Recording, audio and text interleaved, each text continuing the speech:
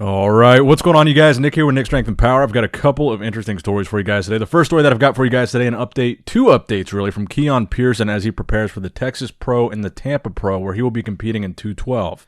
So the most recent update being this update, which he posted today. This will be 6.5 weeks out of the Texas Pro.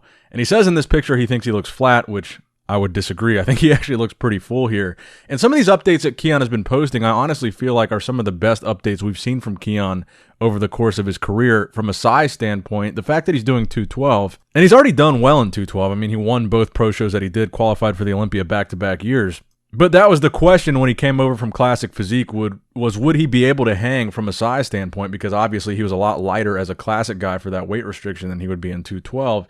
And I think right now his competition weight is still a few pounds under the limit at 212. But in addition to this picture where he said he was looking flat, he also posted this update in the gym showing off his arms, where obviously he's under the goon light and he's got a pretty good angle going on there. But he looks crazy. I mean, he looks big, which is really an impressive thing to see from a guy like Keone, because again, it goes back to the crazy genetic structure that Keone has. The V-taper, the small waist, the lines, everything about Keone is very classic, but for him to be able to put on size and apply it to that frame and that structure, I think is very dangerous. And again, we know at this point he can do well in 212. He can win shows in 212. It's really just a matter of him coming in with the right condition at the Olympia. There's honestly no doubt in my mind that he's going to win one of these two shows that he does. I think he's going to qualify for the Olympia at either the Texas or the Tampa show. But it really is going to all come down to conditioning for Keone. I think especially in the lower body, what we see from him when he competes, he needs a little bit more separation in the hamstrings, a little bit more detail in the glutes and lower back. And I think that's really the main areas that he struggles with when it comes to, coming in really peeled. And that's, 212 as a division is one of the divisions where that seems to be very important. But I think we're going to see something good from Keone. Now, next up in the news, we've got another update on the HorseMD, a.k.a. Marcelo De Angelis situation. So he put out his own update. And again, this was kind of complicated, the situation with this Expo Pro Super Show in Brazil, because of the fact that most of the people involved speak Portuguese. They're from Brazil. So it's a little bit hard to understand the situation. But Marcelo actually went and put an explanation in English for his English fans, which makes it a little bit easier. So in his words, this is what happened. He says, "Hello, friends. About this weekend, we were all hurt because I didn't fit the right weight. Even after my virus, I chose to fulfill my promise and come to the end. I was wrong to insist.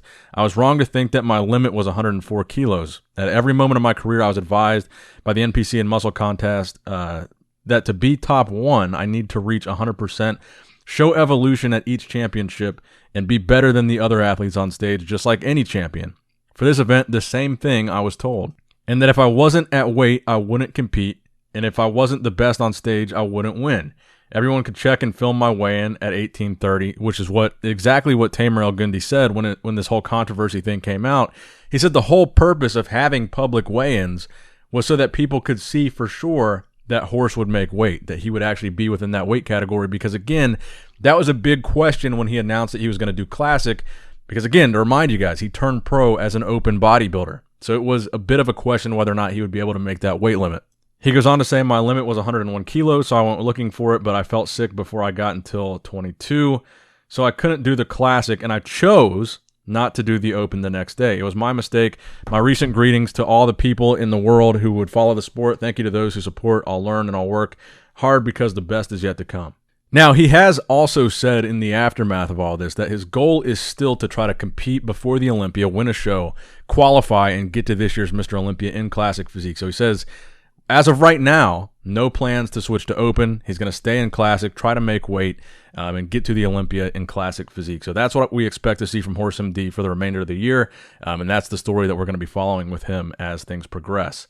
Now, next up in the news, some interesting, developments surrounding the Arnold Classic UK. So Stephen Oleksiewicz, I believe that's how you pronounce his name, he pled guilty today to fraud charges. So why is that relevant? That's because he is the director of the Arnold Sports UK. So it leaves the future of that show a little bit uncertain, because we knew that he had like these sketchy situations surrounding him. We knew that he was possibly facing charges, but he actually pled guilty, which I think is a pretty big deal and probably something that Arnold doesn't want to be associated with. Now, my understanding is that the show is going to happen on schedule, but one of the things that is kind of the question right now is who's going to run the show? Who's going to organize this? Who's going to promote it? I've seen some people speculate that Two Bros Pro is going to be running the show. But then I also talked to some people involved that said that's not going to be the case, nor would they need them to.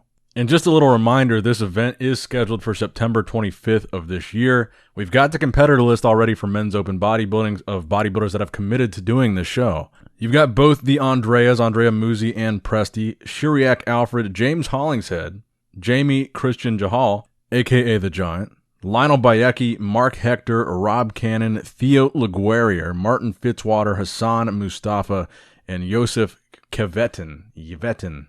And I'm sure there could be some changes to that list. There could be some names added to that list because we're still kind of early on. But it's shaping up to be a pretty decent lineup of guys that we've got guys that we haven't seen compete in a while that we want to see compete, like James Hollingshead, like Lionel Bayeki, Jamie Jahal. You've got both the Andreas that have been competing and placing pretty high lately. Theo LaGuerrier, who just took second to Hassan Mustafa, who just won the Puerto Rico Pro, who's also in this lineup. So definitely a show that I don't want to see get canceled. So hopefully whatever goes on with this, it gets resolved and that the new director or whatever they decide to do, the show is still able to happen. Now, next up in the news, I wanted to follow up on the story that we talked about yesterday. Justin Rodriguez out of the Olympia, stemming from a comment that he left on a post saying essentially he's not doing it, and then him confirming that he's not doing it. But I talked to Justin a little bit more last night, so I wanted to include this as well.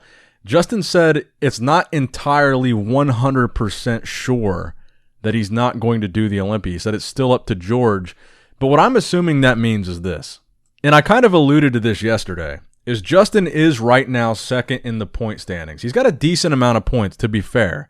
So there is a chance that even if he doesn't compete again prior to the Olympia, there's a chance that he might still qualify on points. Now, when I talked to him like a week ago, he said the plan was to try to compete and qualify on winning a show. So what I think the debate right now is if he does qualify on points, should he still do it? But it looks like the plan is to not do a show between now and the Olympia to try to win. And realistically, there is a good shot that by the end of this, he could still have enough points to get there. Because honestly, a lot of those names that are below him in the point standings that have the potential to move up, there are a lot of guys that might win shows, which means their name will be bumped from that list anyway onto the qualified competitor list. So for someone to move up ahead of him, they would have to A, be really close to him on that list already and do a couple of shows, or be way at the bottom of that list and do like a crap load of shows to pass him and place well in the top 5 at a crap load of those shows. So anyway, talking to him last night, even though it seems like right now he's out, I think there's still a chance he might do it. Now, the final story that I've got for you guys today, I wanted to get your guys' opinion on this. So these are some pictures that have been floating around after this past weekend's Expo Pro Super Show in Brazil, something that we've talked a lot about. This 212 Pro competitor, Thiago Santi Esteban, these photos of him, he's clearly using some type of SEO, some site enhancement oil, and he got last place at the show, so it's not like he was rewarded for this look. I think it's very evident in the shoulders and triceps that there's definitely a lot of oil being used there. And my question to you guys is this, is where do we draw the line with site enhancement oil in professional bodybuilding? This guy's a pro, and it's something that seems to be becoming more and more prevalent, or maybe just more noticeable in the ranks of some of the top pros today. So clearly it's happening. People are using it, but the question is, where do we draw the line? How much is too much? Where does it become too noticeable? And clearly, this is an example of too much, but there seems to be a pretty large gray area from not using any at all to looking like this. There's a lot of in between. There's a lot of guys that just use it here and there. There's a lot of guys that use it heavily in some places. So the question of where do we draw the line should also have a follow-up question. If we do draw a line, what should that line be? If there's noticeable site enhancement, should they be disqualified? Should they automatically be dinged a predetermined amount of points? Because again, this guy didn't place, so clearly the judges didn't like his look and they did not reward him for it. In fact, I think it hurt him pretty bad. But anyway, what is your feeling on site enhancement in professional bodybuilding? Let me know in the comment section below. That's going to wrap it up for the video today, guys. I hope you did, in fact, enjoy it. Make sure you leave a like, give it a thumbs up if you enjoyed it. Share it, subscribe, click that bell notification icon, all that good stuff if you're enjoying the content. As always, I love you guys. Appreciate you guys. Nick Strength and Power, signing out.